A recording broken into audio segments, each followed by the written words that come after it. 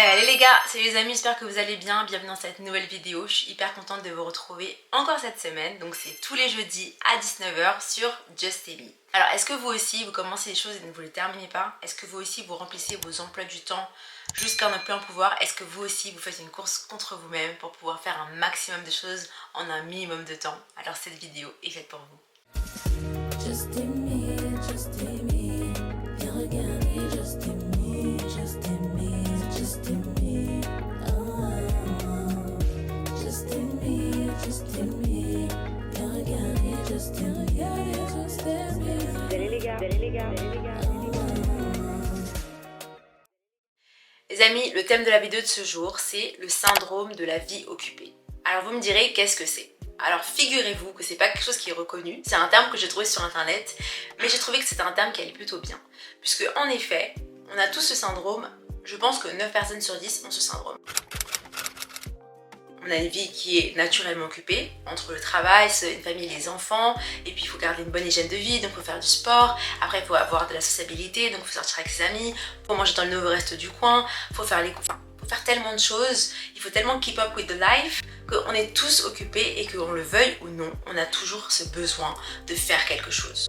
Alors personnellement, moi ça fait assez longtemps que je suis touchée par ce syndrome, dans le sens où j'ai toujours besoin de combler chaque trou de mon agenda. Ça veut dire que ma journée doit être parfaitement remplie pour que le soir quand je me couche, je me dis ok, t'as été productive aujourd'hui, well done, good job.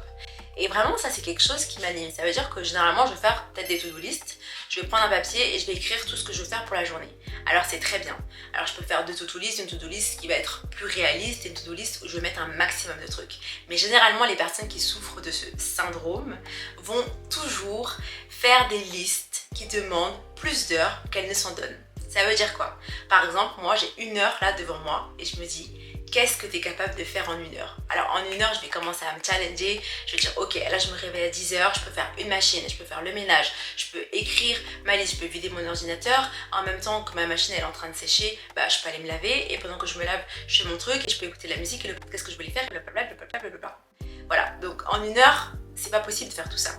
Des fois j'arrive, la plupart du temps j'y arrive pas, mais c'est ça en fait, se fixer des objectifs qui sont beaucoup trop gros à réaliser. Et on le sait, parce qu'on se dit que plus on se fixe de trucs, plus on pourra le faire dans un laps de temps plus réduit. Mais en réalité c'est juste une peur de l'échec, une peur de perdre son temps. Et c'est cette idée en fait, cette mauvaise idée qui est de penser que ne rien faire signifie être en échec. Vous me direz comment arrive ce phénomène. Alors, je vais prendre mon exemple en tout cas et ce que je pense être la conséquence de ça. Déjà, il y a une première chose, souvent quand on vit avec quelqu'un, on imite les mimiques de cette personne. Et là, je vais prendre en exemple ma mère, ma soeur, mes frères, etc. Mais notamment ma mère, parce que c'est quelqu'un qui est très entreprenante, c'est une entrepreneuse. Elle a monté son école au Cameroun, elle a fait beaucoup de choses simultanément et elle a toujours des milliards d'idées dans la tête. Elle est toujours en train de produire, elle est toujours en train de travailler. À la maison, elle fait tout, elle va faire couper le gazon, elle va tout faire. Et du coup, quand vous voyez quelqu'un comme ça qui est toujours en train de faire quelque chose, bah forcément vous avez cette habitude et vous commencez à prendre les mimiques de cette personne et vous aussi vous dites bah il faut que je fasse des choses, il faut que je sois productif. C'est comme par exemple si demain tu veux lancer un business, et ben le fait de traîner avec des gens qui vont aussi lancer un business va te pousser à le lancer et tu vas copier les mimiques de ces mêmes personnes. C'est juste un fait.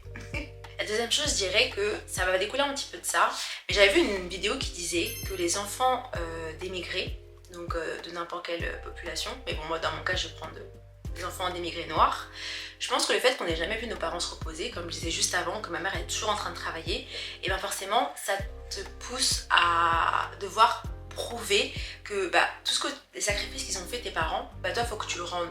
Donc quand je dis la productivité, ça peut être faire plein de tâches en une journée, mais ça peut être aussi besoin de toujours prouver que tu es capable de réussir dans tel ou tel domaine. Donc ça peut s'accentuer par vraiment se donner au travail pour être le premier, se donner en études pour être le premier de la classe, pour rendre fier la famille, se donner en premier dans n'importe quel domaine pour toujours exceller. Et je pense que nous, en tant qu'enfants d'immigrés, eh ben, on a cette charge de toujours devoir faire plus, de toujours devoir démontrer plus.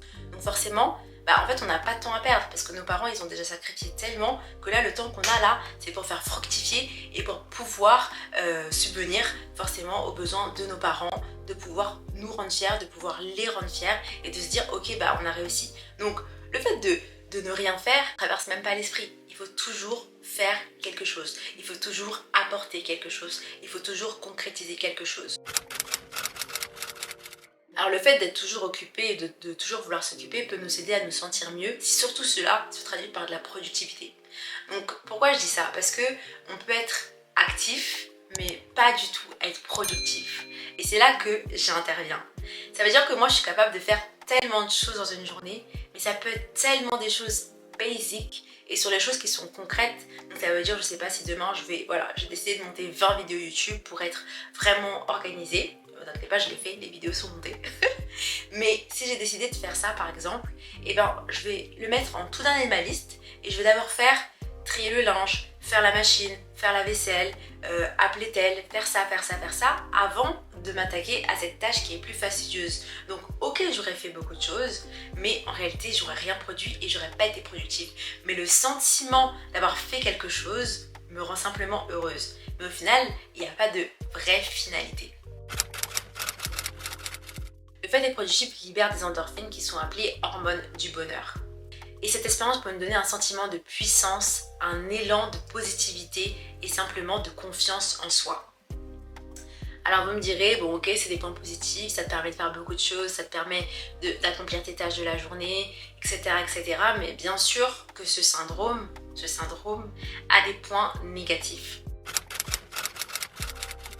Souvent ça nous empêche de poser des limites, de dire non à des choses parce qu'on a tellement besoin d'être toujours occupé, toujours d'être en action, toujours de vouloir prouver qu'on va avoir du mal à dire non. Moi tu peux me demander de faire 15 000 trucs, je vais toujours dire oui. Un oui parce que voilà je me dis why not, je peux le faire. Et je me dis toujours je peux le caler entre deux trucs. Donc ce besoin de combler les trous de mon agenda passe en priorité. Mais c'est surtout un moyen de réprimer tout sentiment négatif qu'on peut ressentir. Des pensées inconfortables, des refus auxquels on a pu faire face. Et du coup on n'est plus dans un refus de vouloir évoluer ou changer. Alors qu'est-ce que ça entraîne? Tout cela, ça entraîne une sorte de sentiment de culpabilité. Ça veut dire qu'à partir du moment où vous vous dites ok je ferai moins de choses dans ma journée, je prendrai peut-être plus de temps pour moi, j'irai au spa, je ferai des trucs comme ça, et bien tout de suite vous avez ce sentiment de culpabilité, de ne pas assez bien faire et de ne pas assez apporter à vous-même et peut-être à votre entourage.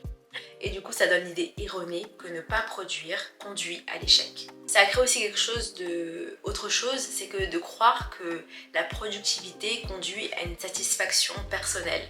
Être productif, faire des choses, accomplir quelque chose à la fin de la journée ou dans un temps donné peut vous donner ce sentiment que ça vous apporte du bonheur et ça vous apporte une satisfaction personnelle. Mais en réalité c'est pas toujours le cas. Le fait de faire beaucoup de choses entraîne quelque chose d'autre. Puisque si on est occupé à faire beaucoup de choses, à combler tous les trous de son agenda, du coup qu'est-ce qu'on ne fait pas? On ne pense pas autant que d'habitude, on réfléchit moins, on se tient éloigné de toutes les pensées qu'on peut avoir au quotidien. Donc en gardant son esprit occupé, on évite de se confronter aux conflits intérieurs, aux choses que l'on ressent réellement. C'est comme quelqu'un qui va se réfugier dans la nourriture ou quelqu'un qui va se réfugier dans le sport. C'est simplement pour fuir toutes les pensées qu'il peut avoir, tous les conflits auxquels il doit être confronté. Et ben c'est pareil, quelqu'un qui a toujours besoin d'être occupé. C'est une manière aussi de fuir ses propres pensées. Parce que généralement si vous avez ce syndrome, c'est que vous êtes quelqu'un qui est tout le temps en train de réfléchir. Et il n'y a rien de mieux que d'être occupé pour ne pas réfléchir. Par exemple, moi, avant, je dormais très tôt, mais depuis que j'ai commencé à faire plein de trucs et j'y ai pris goût de devoir toujours remplir ma journée, depuis que je suis ici, je fais un peu moins de choses et j'essaie de reprioriser. Je vous spoil mes conseils d'après, mais en tout cas, pour moi, faire une sieste, c'est s'allonger dans le lit et regarder un film. Mais en réalité, mon esprit n'est jamais reposé quand je fais ça parce que si je m'allonge et que je regarde un film alors que je suis supposée dormir, en réalité, mon cerveau ne se repose pas, mon corps ne se repose pas réellement. Pour moi, faire une sieste, c'est égal à perdre du temps. Je me dis, bah, je dormirai directement le soir, comme ça sera fait d'un trait. Pourquoi je vais enlever 40 minutes, 1 heure ou 20 minutes, alors que pendant ces 20 minutes, je pourrais être en train, je sais pas, de poster sur Instagram, de lire un livre, de monter quelque chose. Parce que comme je vous ai dit au début, j'ai besoin que quand je me couche dans mon lit là, et ben je me dise, well done Amy, tu as fait des choses aujourd'hui.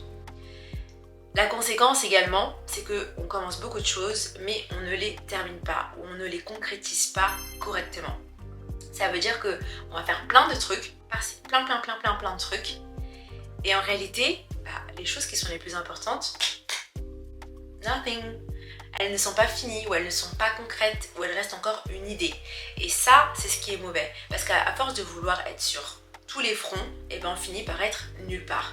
Et moi pendant longtemps c'était ça qui m'a confrontée, le fait vraiment de me dire, de penser que je faisais beaucoup de choses, mais en réalité comme je l'ai dit, je faisais des choses basiques et j'allais pas au bout des projets que j'avais, des projets qui me demandaient plus de temps, donc qui me demandaient plus de temps, donc plus de concentration, plus d'investissement et moins d'éparpillement. Parce que le problème de ce syndrome, je mets des guillemets parce que c'est pas reconnu, ce syndrome, c'est que ça vous éparpille et ça vous empêche de vous concentrer.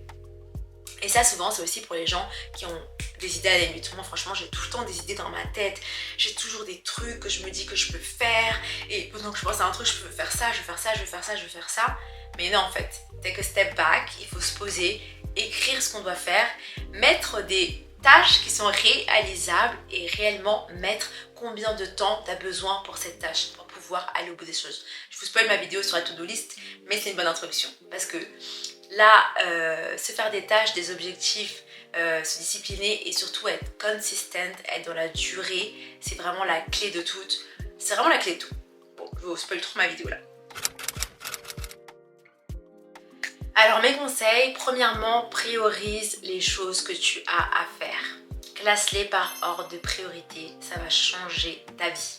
C'est ce que je fais, je m'essaye de pas trop me donner de choses à faire dans la journée, mais vraiment faire des choses de manière ordonnée, que ce soit propre, que ce soit beau, comme cette vidéo YouTube. Et n'oubliez pas de vous abonner. Mon deuxième conseil, prends du temps pour te reposer. Repose-toi. C'est pas parce que tu t'allonges une seconde, c'est pas parce que tu lis un petit livre, c'est pas parce que tu passes du temps juste à ne rien faire ou à rester là que tu dois culpabiliser et que ça veut dire que tu es en échec, que ça veut dire que tu as moins de valeur. Donc prends le temps pour toi, prends le temps de te reposer, fais face à toi-même. Vraiment tes pensées, il faut apprendre à gérer ses pensées, donc fais face à toi-même. N'utilise pas le fait de devoir faire 1000 choses comme une raison de ne pas se confronter au conflit que tu peux avoir intérieurement. Ensuite, dors tôt. Genre va pas travailler jusqu'à 6h du matin parce que sur le long terme, ça va pas le faire. Genre vraiment, et une hygiène de vie. Dors tôt, mange correctement, fais un peu de sport, on va pas le répéter, mange tes 5 fruits et légumes par jour, c'est hyper important, ça fait du bien et plus tu as une vie saine, plus ton hygiène elle est saine, plus je te promets que tu auras vraiment moins besoin d'être tout le temps busy. Ça permet aussi surtout de contrôler ton anxiété. Si tu es quelqu'un en plus qui est stressé de nature, le fait de te rajouter des tâches va ne faire que augmenter ton stress si tu n'arrives pas à finir ces tâches ou si tu n'arrives pas à atteindre tes objectifs. Donc le but c'est vraiment pas de créer encore plus d'anxiété, le but c'est d'être heureux dans la vie, c'est ça le but. Donc vraiment, gère tes émotions et pour gérer tes émotions, il faut pas que tu mettes trop de choses dans ton plat. Et enfin le dernier, ne dis pas oui à tout. Ne dis pas oui à tout juste pour combler ton agenda. Ne dis pas oui à tout parce que tu as envie de te sentir utile. Ne dis pas oui à tout parce que ça ne définit pas ta valeur. Voilà, en tout cas c'était mes petits conseils. C'est ce que j'ai appris de ce syndrome que je vis, mais ça va beaucoup mieux. Ça va beaucoup mieux. J'apprends tous les jours à prioriser mon temps, à faire des choses de manière plus minutieuse, plus concrète et surtout de A jusqu'à Z. Et je ne m'impose pas de faire 15 000 tâches. Bon, bien sûr, ça part pas comme ça. J'ai toujours envie de faire plein de choses parce que j'ai toujours envie de me coucher dans le lit en me disant well done me, ding dong, Kiaga glow up. Ouais, voilà, je suis éparpillée, vous voyez. Donc merci beaucoup en tout cas d'avoir suivi cette vidéo jusqu'à la fin. Si vous n'êtes pas encore abonné, abonnez-vous à ma page Instagram Just Amy, à cette chaîne YouTube Just Amy. N'hésitez pas à me dire ce que vous en pensez. Est-ce que vous êtes atteint par ce syndrome? Dites-moi tout en commentaire. J'ai hâte de vous voir et bien sûr on se retrouve jeudi prochain pour une autre vidéo YouTube. Le jeudi c'est toujours à 19 h. N'oubliez pas, mettez la cloche d'activation. Et aussi, n'oubliez pas que vous êtes une créature merveilleuse. C'est pas moi qui l'ai dit, c'est Dieu. Cheers! J'arrête de faire ça. Bisous.